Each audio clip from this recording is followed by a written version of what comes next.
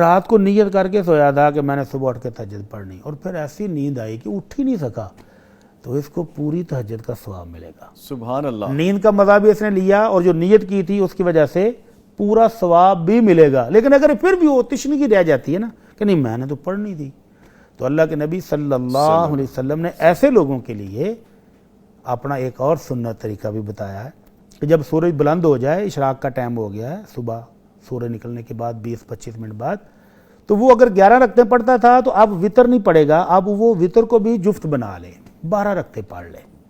اگر اس نے 4 نفل پڑھنے تھے اور 3 وطر پڑھنے تھے تو وطر کو بھی 4 کر لے۔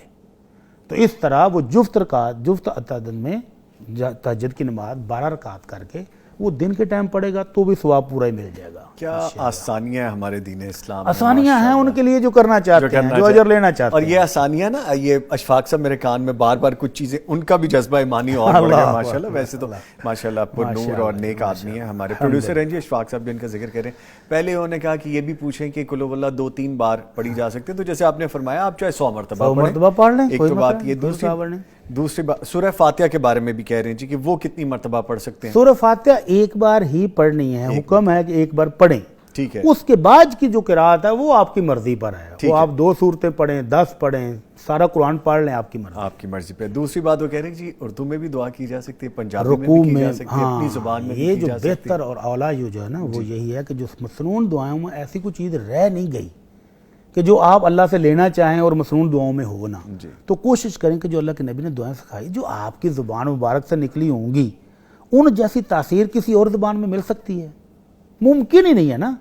اس کے بعد قرآن مجید میں اللہ تعالیٰ نے اتنی دعائیں ہمیں سکھائی ہیں، اتنی، یہ جو ابھی قاری صاحب نے تلاوت کی ہے اس کی آخری آیت دعاؤں پر مشتمل ہے، تو ان دعاؤں کو بار بار کریں۔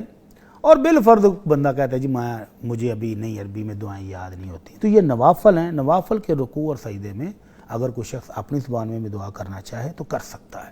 ٹھیک ہے۔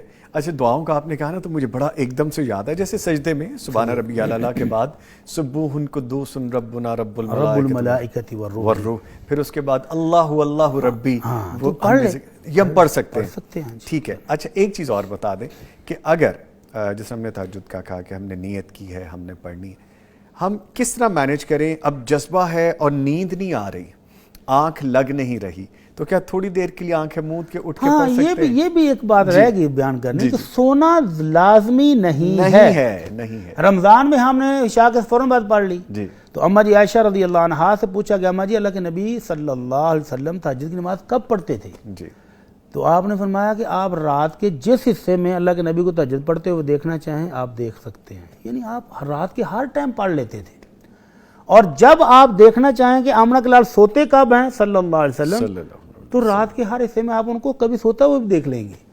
لیکن اکثر اور جو فضیلت والا زیادہ ٹائم ہے وہ ہے رات کا آخری پہر، سحری کو جو کا ٹائم ہم کہتے ہیں، رات 2 بجے کے بعد، 2 بجے کے بعد، 3 بجے کے بعد، یعنی فجر سے کوئی گھنٹہ پہلے، 2 گھنٹہ پہلے، تو یہ جو ٹائم ہے یہ سب سے افضل ہے۔ لیکن پڑھنا جائز کب ہے؟ رات کے ہر حصے میں۔ آپ کو نیند نہیں آ رہی تو آپ تہجد پڑھیں، آپ کو ایسی مزیدار نیند آئے گی کہ کیا بات ہے جی۔ میرا آپ تہجد پڑھ لیں اور اس کے بعد بستر پر لیٹیں، نیند بڑی پرسکون آئے گی۔